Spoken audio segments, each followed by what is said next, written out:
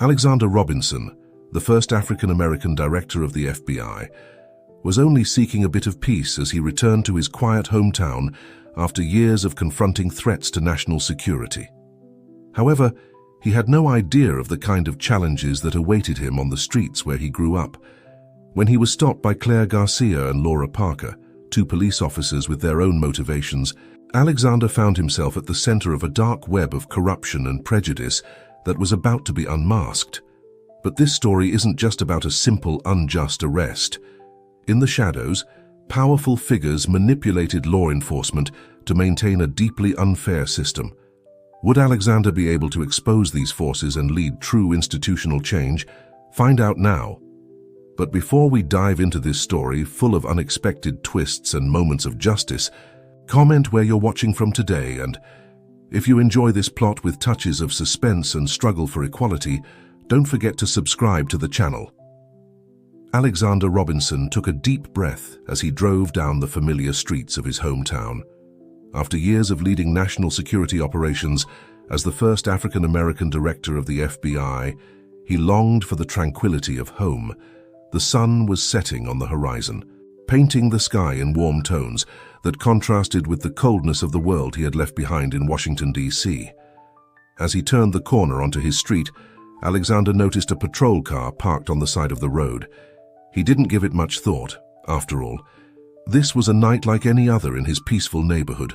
However, when he passed by the vehicle, the lights suddenly turned on, and the siren broke the silence of the night. Confused, Alexander pulled over and lowered his window. Two officers approached, Claire Garcia and Laura Parker. From the beginning, Alexander sensed an unusual tension in their attitude. "Good evening, officers," Alexander greeted calmly. "Is there a problem?" Claire, the one with the more severe look, responded dryly, "License and registration, please." Alexander complied without protest, though an uncomfortable feeling began to grow inside him. As he handed over the documents, he noticed how the officers exchanged meaningful glances. "May I ask why you pulled me over?" Alexander inquired, maintaining a respectful tone. Laura, who seemed younger and more unsure, looked at Claire before responding, "Routine, sir, just a standard check." But Alexander, with years of experience reading people, knew there was something more. The barely contained hostility in Claire's posture, the way her eyes scrutinized Alexander's every movement, all indicated that this was far from a simple routine stop. "I understand," said Alexander, deciding not to reveal his identity for the moment. "I'll make a note to drive more carefully in the future." Claire let out a dry laugh. "Oh, don't worry, Mr. Robinson. We're sure you're very careful." The condescending tone didn't go unnoticed by Alexander. Years of facing subtle and open prejudices had given him a sixth sense for detecting when he was being judged for something other than his actions. "Officers," Alexander began, maintaining his calm, "if I've committed any infraction, I'll be happy to discuss it. Otherwise, I'd like to continue on my way home. My family is expecting me." Claire leaned in, resting her hands on the car window. Her face was inches from Alexander's. "In a hurry to get somewhere, Mr. Robinson? Perhaps there's something you're worried we might find." Alexander felt the situation was quickly getting out of control. He took a deep breath, considering his options. He could reveal his identity as director of the FBI, but something told him that would only make things worse. He decided to keep calm and see how the situation unfolded.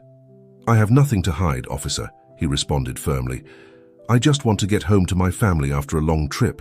Laura, who had been reviewing Alexander's documents, approached Claire and whispered something in her ear. Claire's expression hardened even more. "Mr. Robinson, I'm going to ask you to step out of the vehicle," Claire ordered, her hand instinctively moving towards her weapon. Alexander, aware of how delicate the situation was, nodded slowly. "Of course, officer, but I'd like to understand the reason for this request." As he opened the door and got out of the car, Alexander noticed movement in a nearby house. A young man, no older than 20, had come out onto the porch and was observing the scene with his phone in hand. Alexander silently prayed that the kid had the good judgment to record what was happening. Claire, ignoring Alexander's question, began to pat him down for weapons. Her touch was rough, almost aggressive. What's a man like you doing in this neighborhood at this hour? The question was loaded with insinuations. Alexander maintained his composure, though inside he felt indignation growing. I live here, officer. I've lived here all my life. Laura, who seemed increasingly uncomfortable with the situation, intervened. Claire, maybe we should... But Claire cut her off with a sharp look. I'm handling this, rookie. You watch the perimeter. Alexander, sensing that the situation was on the brink of a point of no return, decided it was time to reveal his identity. Officers, I think there's been a misunderstanding. My name is Alexander Robinson, and I'm the director of the FBI. For a moment, silence fell over the scene. Laura visibly paled, but Claire let out an incredulous laugh. The director of the FBI? You? Her tone was pure mockery. Look, Mr. Robinson, I've dealt with all kinds of lies in this job, but this takes the cake. Alexander remained calm, though his heart was beating hard. I can prove it. If you allow me access to my phone, I can show you my official identification and contact the central office to verify my identity. Claire narrowed her eyes, her hostility visibly increasing. Oh, sure. Let's give the suspect access to his phone. What could go wrong? She turned to Laura. Cuff him. Laura hesitated, clearly unsure. Claire, if he's telling the truth... I said cuff him, Claire barked. As Laura approached with the handcuffs, Alexander noticed that the young man on the porch was still recording. The situation was escalating rapidly, and Alexander knew his next actions would be crucial. Officers, he said in a clear and firm voice, making sure the young man with the phone could hear him. I am fully cooperating, but I want it on record that I'm being detained without probable cause and denied the opportunity to properly identify myself. I request to speak with your superior immediately. Claire, furious at the implicit challenge in Alexander's words, approached menacingly. Listen here, Mr. Director. I don't know what kind of game you're playing, but I assure you it's not going to work. In this town, we make the rules, understand? At that moment, Alexander's phone, which was on the car seat, began to ring.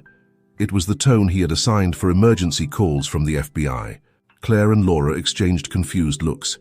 That's my official phone, Alexander explained calmly. It's probably my team wondering why I haven't arrived home yet. I suggest you answer it. They can verify my identity. Doubt flashed across Laura's face, but Claire seemed determined to maintain control of the situation. Don't even dream of it. This could be part of your scheme. Laura, take the suspect to the patrol car. I'll handle this. As Laura guided Alexander towards the patrol car, he remained calm, aware that every moment was being recorded. He knew the truth would come to light, but he was also painfully aware that this situation was a reflection of a much broader and more problematic reality. As he entered the back of the patrol car, Alexander looked directly towards where the young man with the phone was standing. He didn't say anything, but his gaze conveyed a clear message. Keep recording. The truth needs witnesses. As the doors closed, Alexander closed his eyes for a moment, preparing himself for what was to come. This night, which should have been a quiet return home, had become the catalyst for something much bigger.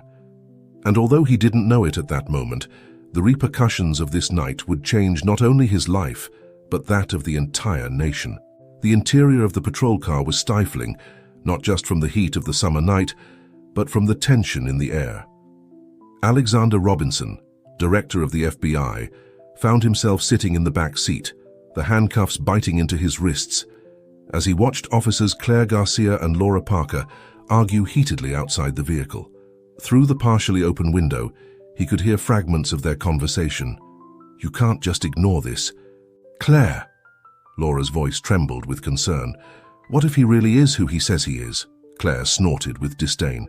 The director of the FBI, please, he's just another criminal trying to get away with it.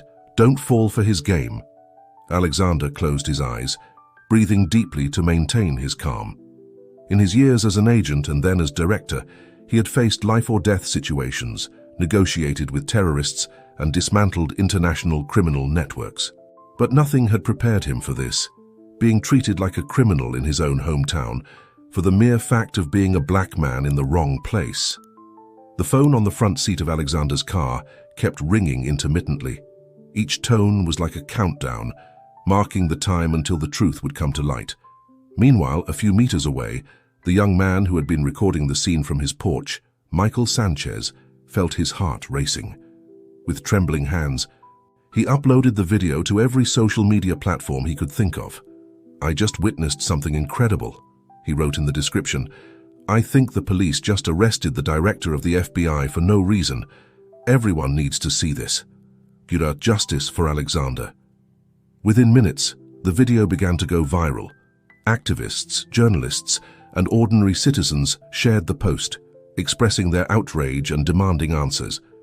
Inside the patrol car, unaware of the digital chaos that was unfolding, Alexander reflected on his next move. He knew he had to handle the situation with extreme caution. One wrong step could not only endanger his career, but also undermine public trust in the FBI. Suddenly, the car door swung open. Claire leaned in, her face a mask of barely contained fury. "All right, Mr. Director," she said, sarcasm dripping from every word. "Your phone won't stop ringing." Who was standing behind Claire intervened. "Claire, this is getting out of control. We should call the captain." "We don't need the captain," Claire snapped. "I'm handling this." At that moment, the silence of the night was broken by the sound of sirens approaching. Alexander recognized the distinctive tone. They weren't local patrols, but FBI vehicles. Claire and Laura exchanged panicked looks. The reality of the situation was beginning to hit them. "What have you done?" Claire whispered, looking at Alexander with a mixture of fear and rage. Alexander maintained his calm. "I haven't done anything, officer. But as I told you, I am the director of the FBI. My team has protocols for situations where I don't respond, and now they're here." 3 black SUVs with FBI insignia screeched to a halt in front of them. Armed agents quickly exited, surrounding the area. "FBI, everyone freeze!" one of the agents shouted. Claire and Laura, overwhelmed by the events, instinctively raised their hands. One of the agents, a severe-looking woman whom Alexander recognized as his deputy director, Sarah Thompson, approached the patrol car. "Director Robinson?" she called, her voice a mixture of concern and relief. "Here, Sarah," Alexander responded from inside the vehicle. Sarah looked at Claire and Laura with a mixture of disbelief and fury. "Release the director. Now." With trembling hands, Laura opened the back door and helped Alexander out, quickly removing the handcuffs. As Alexander rubbed his wrists, he noticed that the street had filled with curious neighbors, many of them with their phones held high, recording the scene. Sarah approached Alexander, her concern evident. "Sir, are you all right? When you didn't respond to our calls and your GPS showed you were detained here." Alexander nodded gravely to Sarah. "I'm fine. Thank you for coming so quickly." Then, addressing Claire and Laura, who now seemed diminished in the presence of the FBI agents, he said, "Officers, I believe we have much to discuss." The tension in the air was palpable. Neighbors continued to gather in the street, their murmurs creating a background buzz that increased the sense of chaos. Michael, the young man who had recorded the entire incident, timidly approached the group. "Excuse me," he said, his voice trembling slightly. I recorded everything that happened. I thought it was important for people to see it." Sarah looked at Michael with a mixture of gratitude and concern. "Thank you for your civic duty, young man. We'll need a copy of that video." Alexander, aware that every second they spent on the street increased the spectacle, took control of the situation. "Sarah, we need to move this to a more private location. Take Officers Garcia and Parker to the local FBI office. I'll go with them." Claire, who until now had been in a state of shock, seemed to regain her voice. Are you arresting us?" Alexander looked at her steadily. "No, Officer Garcia. I'm giving you the opportunity to explain your actions in a more appropriate environment. I suggest you take it." As the FBI agents escorted Claire and Laura towards one of the vehicles, Alexander turned to the gathered neighbors. "Please return to your homes. I assure you that this situation will be handled fairly and transparently." As the crowd began to disperse, Alexander noticed a woman making her way through the people. His heart skipped a beat as he recognized his wife, Emily. "Alexander!" Emily cried, running towards him. "What's going on? I saw the patrol cars and then the FBI cars." Alexander hugged her tightly, feeling the tension of the last moments dissipate a little with her presence. "It's a long story, honey. I'll explain everything. But now I have to go to the office." Emily looked at him with concern. "Are you okay? Did they hurt you?" "I'm fine," Alexander assured her, although the marks on his wrists told a different story. "I'll be back as soon as I can. Please stay with the kids and keep the doors locked. This could turn into something big." After one last hug, Alexander headed towards the FBI vehicle. Before getting in, he looked once more at his neighborhood, the place he had always considered a safe haven. Now, under the flashing lights of the patrol cars and with the whispers of neighbors still in the air, it seemed like a completely different place. The trip to the local FBI office was tense and silent. Claire and Laura were in a separate vehicle, while Alexander shared his with Sarah. "Sir," Sarah began, breaking the silence, "the video, it's already everywhere. Social media is exploding. The media is asking for comments." Alexander closed his eyes for a moment, feeling the weight of what was to come. "What are people saying?" Sarah hesitated before responding. It's a mix. Many are outraged by how you were treated. Others, well, some are questioning why the director of the FBI was being detained in the first place. And let me guess," Alexander said with a bitter smile, "some are suggesting that maybe the officers were right to stop me." Sarah nodded uncomfortably. "Sir, we need to get ahead of this. Issue a statement, maybe a press conference." "No," Alexander interrupted, "not until we talk to Officers Garcia and Parker. I need to understand what happened tonight before making any public statement." Upon arriving at the office, Alexander noticed that the building was more active than usual for that time of night. Agents and administrative staff were running back and forth, phones ringing non-stop. In the conference room, Claire and Laura were already seated, looking visibly nervous. Alexander entered, followed by Sarah and two more agents. "Officers," Alexander began, his voice calm but firm. "Before we say anything else, I want you to understand the gravity of what has occurred tonight. Not only have you illegally detained the director of the FBI, but you've also put public trust in law enforcement at risk. Now, I want to hear your version of the events, and I warn you, be honest. The whole world is watching." Claire and Laura exchanged glances, the weight of their actions finally falling upon them. What they would say next would not only determine their careers but could have implications for police departments across the country. Meanwhile, outside the building, a crowd was beginning to form. Protesters, journalists, and curious onlookers gathered, some with signs demanding justice, others simply seeking answers. At home, Emily Robinson turned on the television, only to see her husband's face on every news channel. Headlines flashed: FBI director detained in his own town, racial profiling or misunderstanding, crisis at the FBI, what really happened tonight?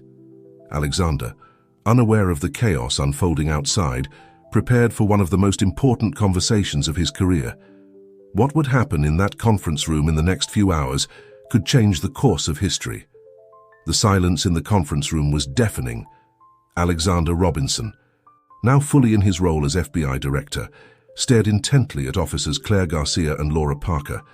The tension was palpable, as if the air itself was charged with electricity.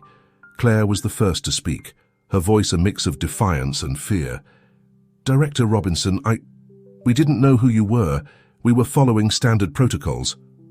Alexander arched an eyebrow. Standard protocols? Is it standard protocol to detain a citizen without probable cause? To handcuff him without explanation? To deny his identity even when proof is offered? Laura, visibly uncomfortable, intervened. "Sir, we received an anonymous call. We were informed of a suspicious vehicle in the area, possibly related to drug trafficking activities."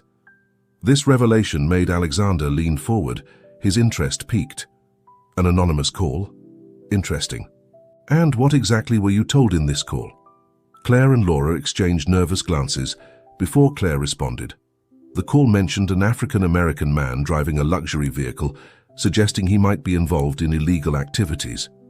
Alexander's face hardened. So, based solely on an anonymous call and the color of my skin, you decided it was appropriate to detain me and treat me like a criminal. It's not like that, Claire protested, though her voice lacked conviction. We had reasons to suspect— What reasons? Alexander interrupted, his voice charged with a dangerous calm. My skin color, the fact that I was driving a car that, in your opinion, was too nice for someone like me. The silence that followed was deafening. Laura seemed on the verge of tears, while Claire visibly struggled with her emotions. Sarah, who had remained silent until now, intervened. Director, I just received information from our technical team. They've traced the anonymous call. Alexander turned to her, his expression a mixture of curiosity and concern. And Sarah hesitated for a moment before responding. The call, it came from a number associated with the local police union. The revelation fell like a bomb in the room. Claire visibly paled, while Laura let out a small gasp of surprise. Alexander slowly stood up, his imposing figure dominating the room. Officers, it seems we have a much bigger problem on our hands. Not only were you victims of your own prejudices tonight, but you were possibly manipulated to create this incident.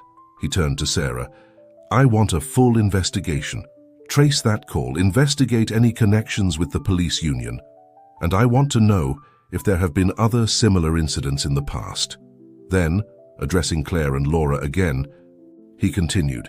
As for you two, you're suspended pending an internal investigation. But I want you to understand something. What happened tonight is a symptom of a much bigger problem. A problem that goes beyond you two, beyond this department, and affects the entire justice system of this country.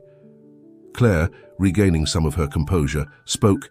Director Robinson, I understand you're angry, but— No, Officer Garcia.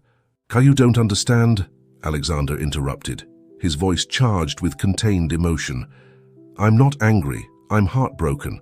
Heartbroken because after decades of struggle for equality, after reaching the highest position in federal law enforcement, I'm still seen as a threat in my own neighborhood.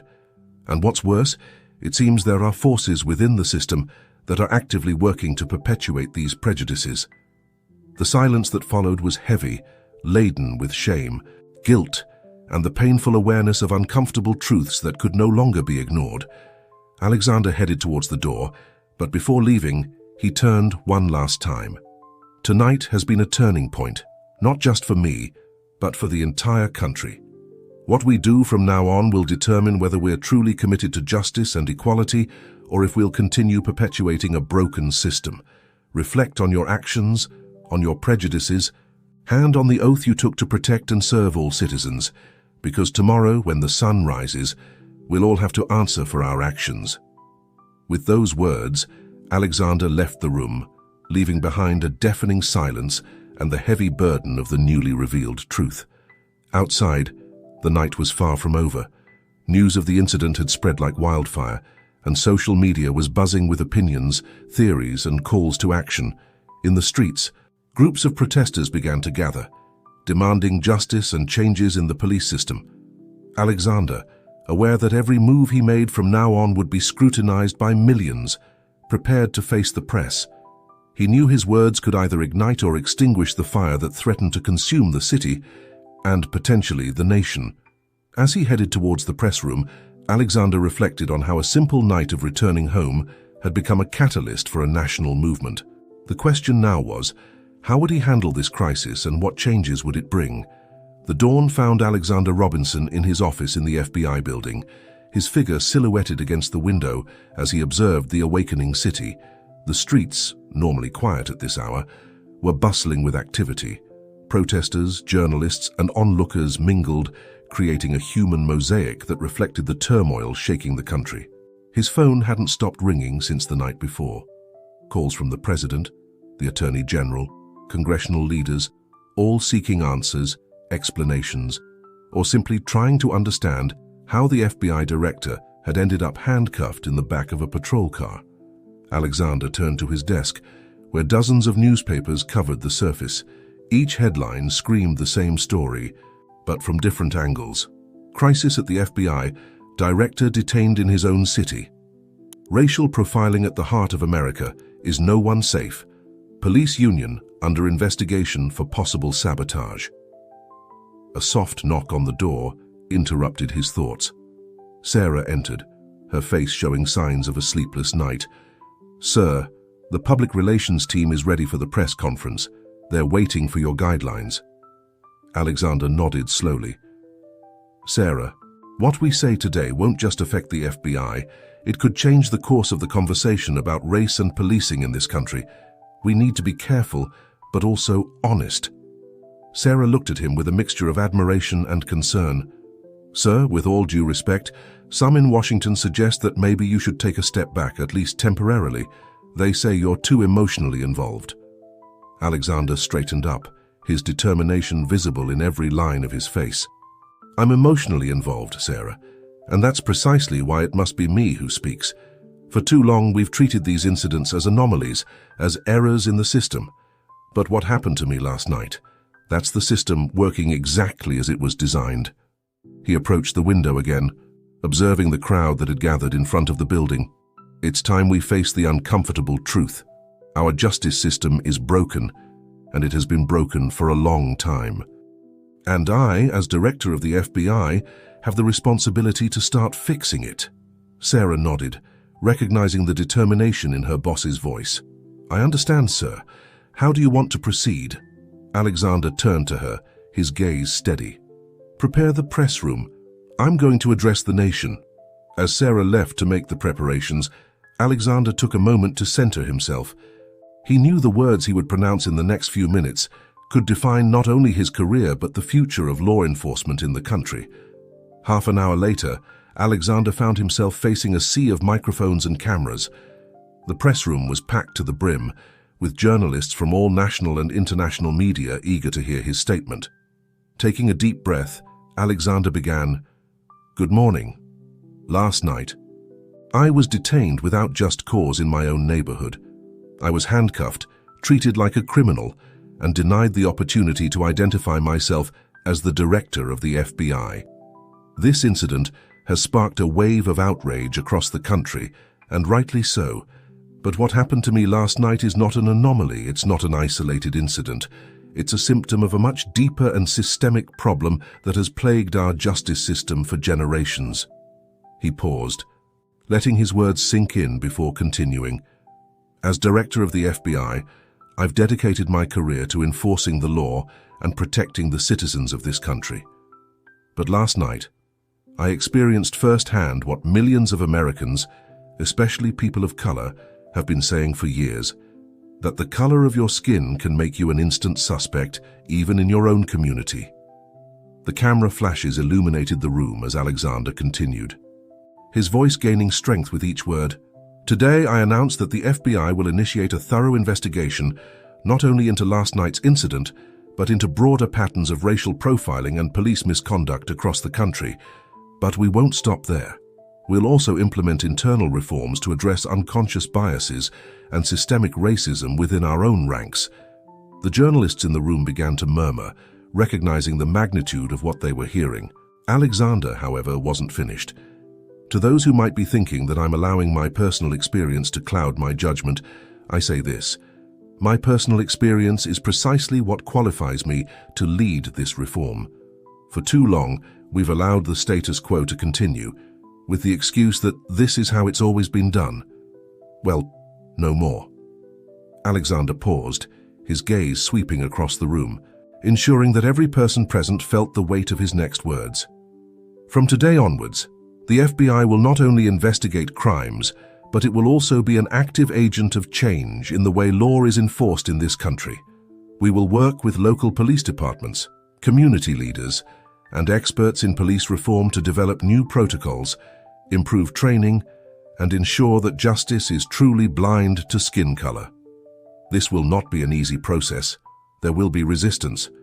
There will be those who say we're going too far, and others who will say we're not going far enough. But I promise you this. Every step we take will be with the goal of creating a justice system that truly serves and protects all Americans equally." Alexander ended his statement with a personal note.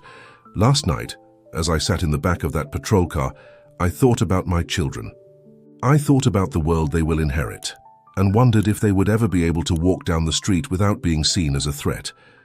Today, I commit not only as director of the FBI, but as a father and as a citizen, to do everything in my power to ensure that future becomes a reality. Thank you. I will now take a few questions." The room exploded into a cacophony of voices, each journalist eager to ask the first question. But the message was already clear. This wasn't just another political scandal. It was the beginning of a revolution in law enforcement in the United States. As Alexander began to answer questions, social media exploded with reactions. Hashtags like Triumph FBI Reform and True Justice for All became trending topics in a matter of minutes. Civil rights leaders applauded Robinson's bold stance, while some politicians were already calling for his resignation. At home, Emily Robinson watched the press conference with a mixture of pride and concern. She knew her husband had just put a target on his back, but she also understood that this was the moment he had been preparing for all his life. Meanwhile, at the local police station, Claire and Laura watched the broadcast in silence, the weight of their actions and their consequences finally settling upon them. The entire nation held its breath, waiting to see how events would unfold in the days and weeks to come. One thing was certain: nothing would ever be the same after this morning. Alexander Robinson's words resonated far beyond the FBI press room. In the hours and days that followed, the entire country seemed to vibrate with a new and tumultuous energy. The reactions were as diverse as the nation itself. In Washington, D.C., the capital was buzzing with activity. Senators and representatives from both parties rushed to take positions, some fervently endorsing Robinson's statements, others condemning them as an attack on the established order. Senator Amelia Carter, a staunch advocate for police reform, called an impromptu press conference on the Capitol steps. "What Director Robinson experienced is what millions of Americans live through daily," she declared, her voice charged with emotion. "It's time we recognize that the system is broken and take decisive action to fix it. I fully support the FBI's initiative and will introduce legislation to back these reforms at the national level." On the other hand, Senator Richard Hawkins, known for his law and order stance, took a different position. "While I regret the incident that Director Robinson suffered, I believe he's allowing his personal experience to cloud his judgment," Hawkins stated. "The FBI must remain neutral and objective.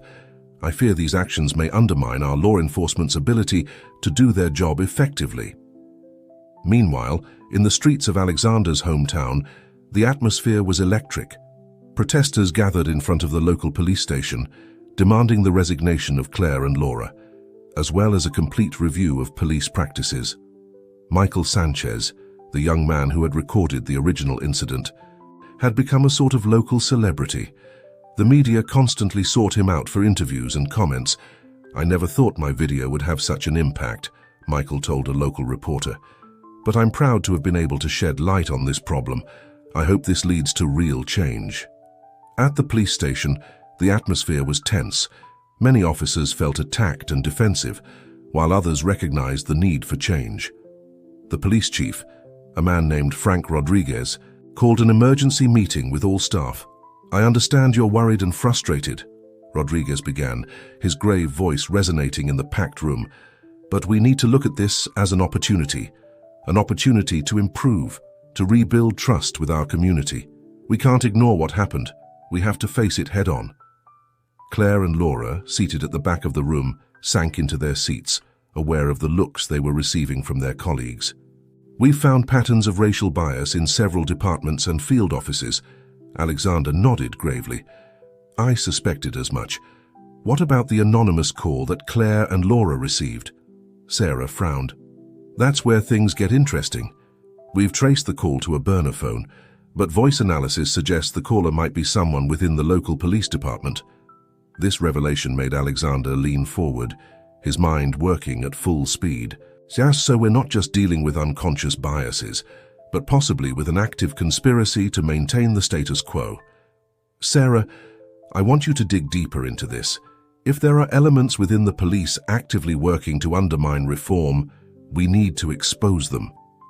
As Sarah left to continue investigating, Alexander turned to the window, observing the city spread out before him. The demonstrations continued, some peaceful, others more tense. He knew he was walking a tightrope, trying to push for change without completely alienating the law enforcement forces that were essential to maintaining public safety. His phone rang, pulling him from his thoughts. It was Emily. "Alexander," her voice sounded worried. "The kids are scared. They've seen the news, they hear people talking. They don't understand why everyone is so angry."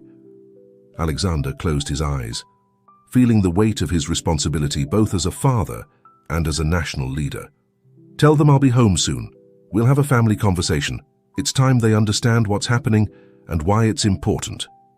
Hanging up the phone, Alexander prepared himself for what he knew would be one of the most difficult conversations of his life. Explaining systemic racism and injustice to his children while trying to maintain their faith in the system he was working to change would be a monumental challenge. As he headed home, Alexander couldn't help but think about how a simple night of returning home had become a catalyst for a national movement. The shockwaves of that night continued to spread, and he knew this was just the beginning of a long and difficult road to change. What Alexander didn't know was that, in the shadows, powerful forces were already mobilizing to resist that change. The real battle was just beginning. As night fell over the city, Alexander Robinson found himself sitting in his living room, surrounded by his family. Emily, his wife, held the hand of their youngest daughter, Sophia, age 8, while their older son, Marcus, 14, sat with his arms crossed, a mixture of confusion and concern on his youthful face.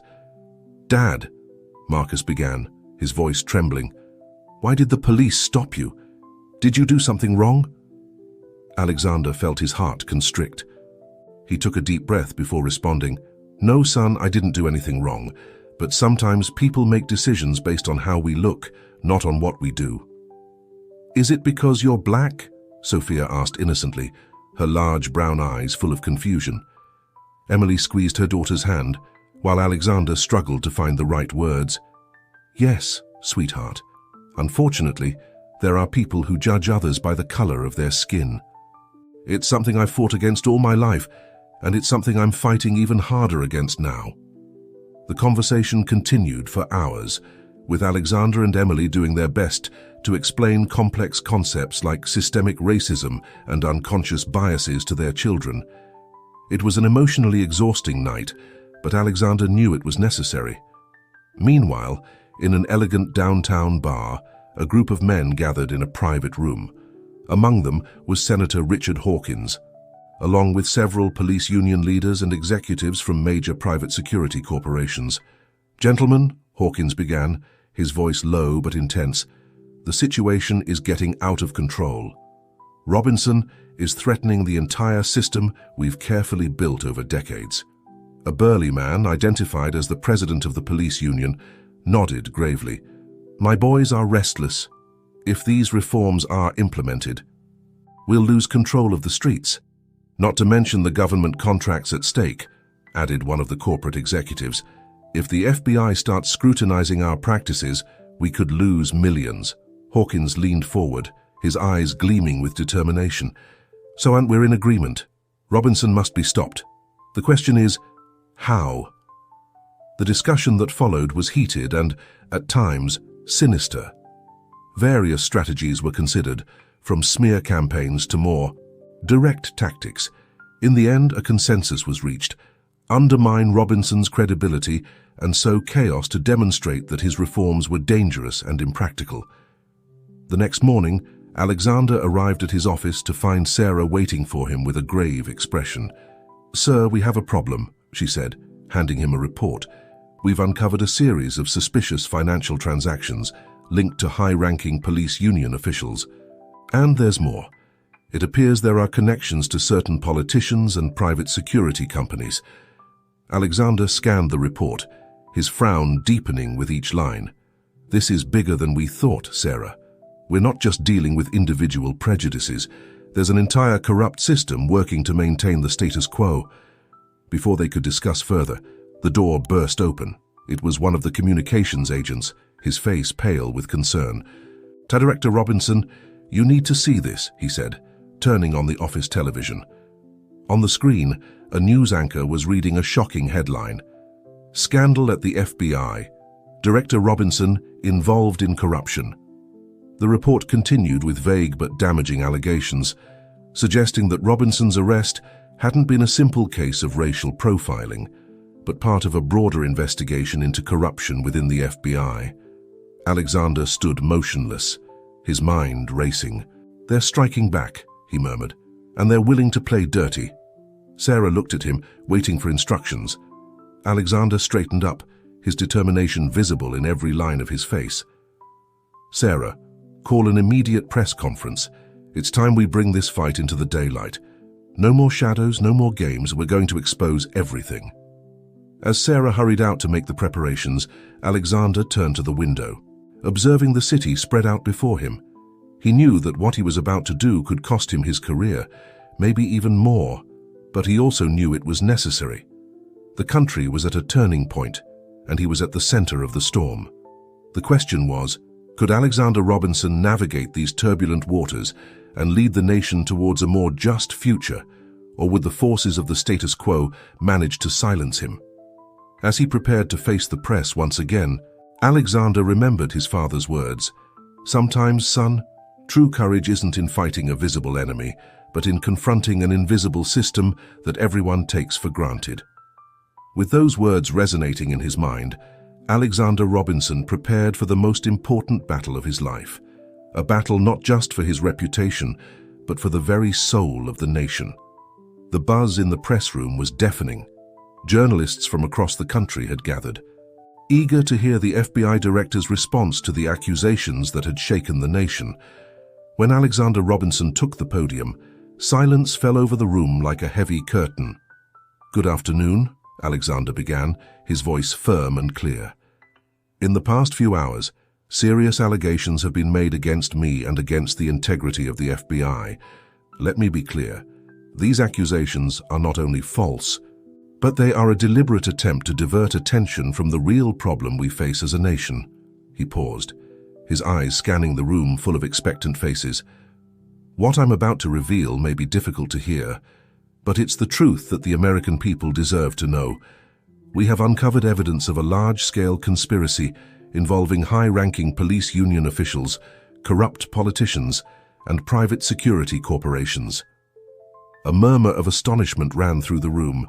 Alexander continued, his voice gaining intensity. "This conspiracy not only seeks to maintain a biased and corrupt justice system, but has also been actively working to undermine our reform efforts. The anonymous call that led to my arrest was not a coincidence.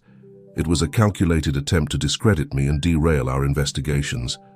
Alexander gestured, and behind him, a series of documents and graphs were projected.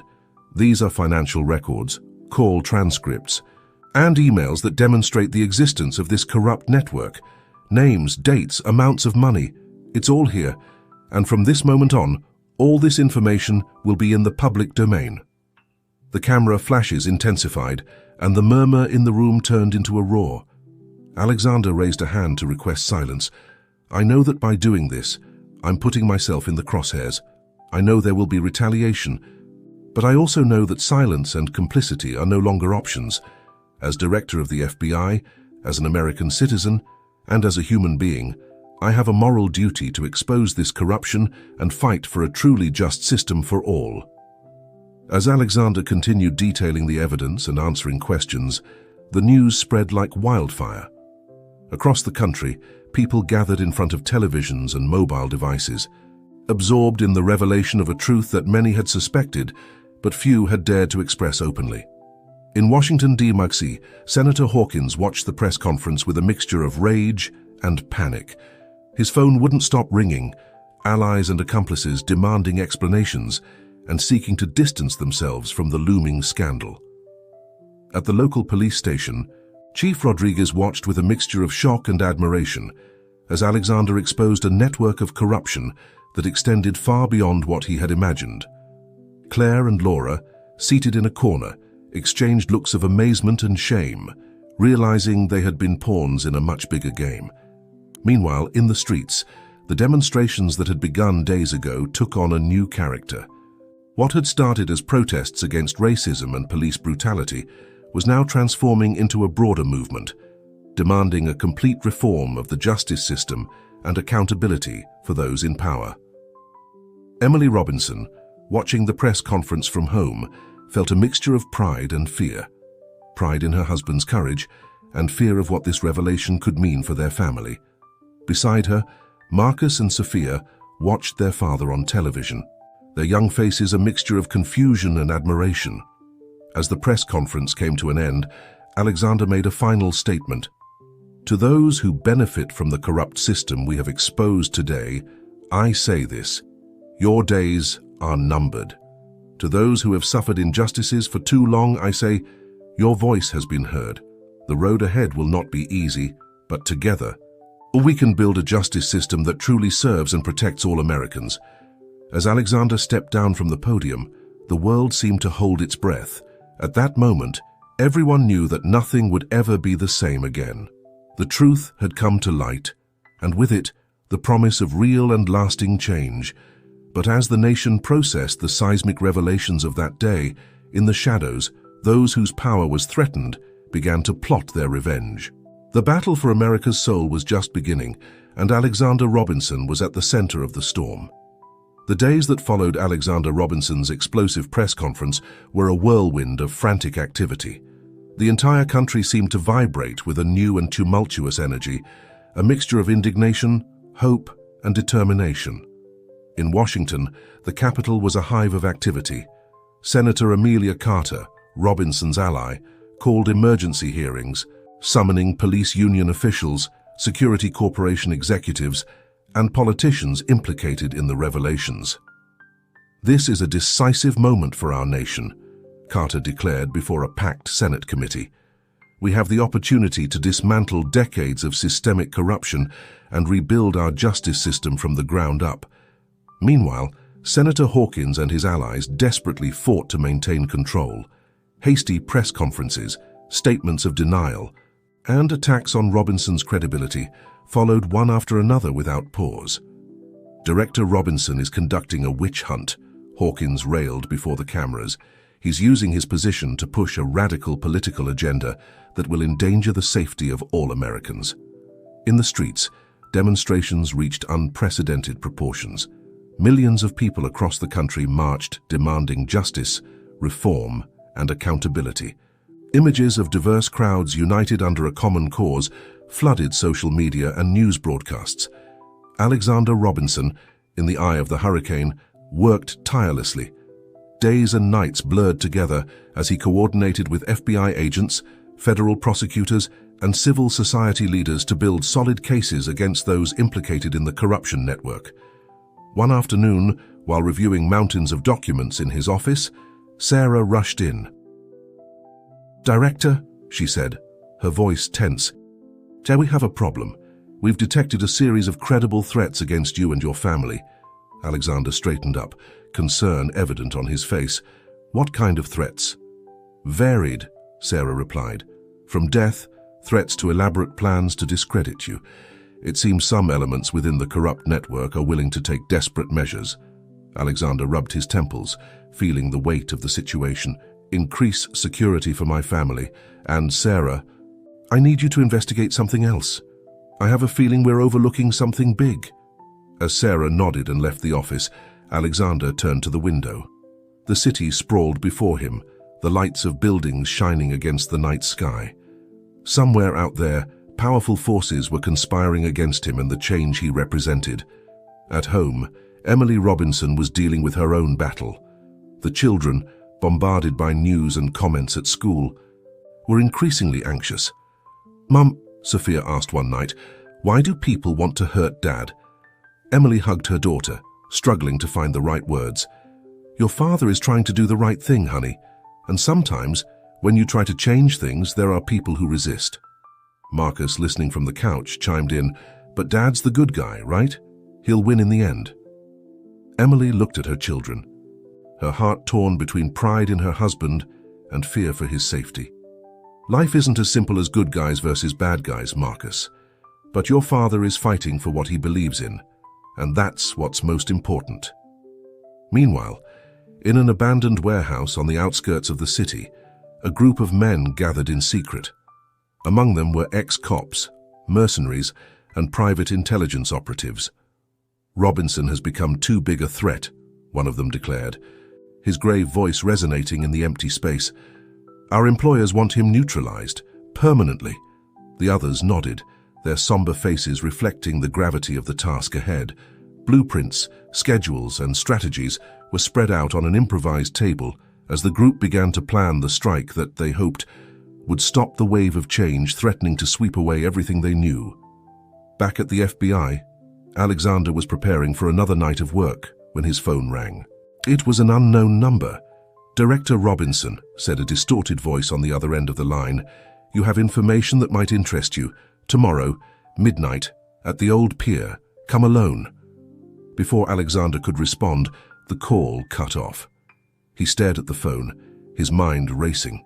Was it a trap, or the final piece of the puzzle he had been looking for? As the night wore on, Alexander Robinson found himself at a crossroads. The forces opposing change were closing in, and every decision he made from now on could have life or death consequences. The perfect storm that had been brewing since that fateful night of his arrest was about to unleash its full fury. The question was, could Alexander Robinson navigate through it and lead the nation towards a new dawn, or would he be swept away by the currents of history? Midnight loomed over the old pier, shadows dancing under the dim light of the street lamps. Alexander Robinson walked cautiously, each step calculated, his senses on high alert. Despite warnings from Sarah and the FBI security team, he had decided to come alone to the mysterious rendezvous. He knew it was risky, but he also felt this could be the opportunity he needed to unravel the final threads of the conspiracy. In the distance, a solitary figure emerged from the shadows. Alexander stopped, his hand instinctively moving towards his concealed weapon. "Director Robinson," the figure called out in a hoarse voice, "I'm glad you came." As the man approached, Alexander recognized him with surprise. It was Frank Rodriguez, the local police chief. "Chief Rodriguez," Alexander replied, not lowering his guard. "I didn't expect to see you here." Rodriguez smiled bitterly. "No one would expect it. That's the point." He looked nervously around before continuing. "And I have information, Director. Information that could end this whole affair once and for all." Before Alexander could respond, a gunshot tore through the night air. Rodriguez collapsed, a dark stain rapidly spreading across his shirt. "Ambush!" Alexander shouted, diving behind a nearby container as bullets whistled around him. In a matter of seconds, the pier turned into a battlefield. Alexander could make out at least 5 attackers, all armed and clearly trained. As he returned fire, his mind raced. This wasn't a simple assassination attempt. It was a carefully planned operation. Just when it seemed he was cornered, sirens began to wail in the distance. The attackers, realizing their window was rapidly closing, began to retreat. Alexander, his heart pounding frantically, crawled towards where Rodriguez lay. The police chief was pale but still conscious. "Robinson," Rodriguez gasped, his voice barely a whisper. "The evidence? In my office, safe behind the Washington painting. The combination is the city's founding date." With a final ragged breath, Rodriguez closed his eyes. Alexander remained there, holding the man's hand as the patrol car lights illuminated the scene. The following hours were a whirlwind of activity. The pier was cordoned off, forensics combed the area for evidence, and Alexander found himself at the center of a new media hurricane. But even as he answered questions and coordinated the investigation, his mind was fixed on Rodriguez's last words. What evidence could be so important as to cost a man his life? At dawn, Alexander found himself in the late Chief Rodriguez's office. Carefully, he moved the painting of George Washington, revealing a small safe. His fingers trembled slightly as he entered the combination. Inside, he found a USB drive and a thick file. As he opened the file, Alexander felt the air leave his lungs. There, detailed in black and white, was evidence connecting high-level politicians, federal judges, and even members of the presidential cabinet to the corruption network he had been investigating. "Sarah," Alexander called to his assistant, who was waiting outside, "I need you to call a press conference, immediately." Hours later, Alexander once again found himself facing a sea of microphones and cameras, but this time, his expression was one of contained triumph. "Citizens of America," he began, his voice firm and clear, "today marks the beginning of a new era in our nation, thanks to the sacrifice of Chief Frank Rodriguez and the tireless work of countless honest officials. We can finally expose the full truth about the corruption that has infected our justice system." As Alexander detailed the revelations, the entire nation seemed to hold its breath. Names of respected figures fell into disgrace, entire institutions tottered, and the magnitude of the conspiracy became evident to all. "This is our turning point," Alexander declared towards the end of his speech. "We can choose to look the other way and allow the status quo to continue, or we can face this darkness head-on and work together to build a truly just system for all. The choice is ours." As the cameras continued to roll and questions rained down on him, Alexander felt a weight lift from his shoulders. The battle was far from over, but for the first time since that fateful night of his arrest, he felt a spark of true hope. In the days and weeks that followed, the nation experienced an unprecedented transformation. Investigations, trials, and reforms succeeded one another at a dizzying pace. Alexander Robinson, once a victim of a corrupt system, had become the catalyst for its renewal. And as he watched his family one afternoon, seeing his children play carefree in the garden, Alexander reflected on the incredible journey he had undertaken. A simple incident of racial profiling had become the spark that ignited a revolution. The fight for justice would never really end, he knew. But for now, in this moment, he could allow himself to savor the sweet taste of triumph and the satisfaction of knowing he had made a real difference in the world.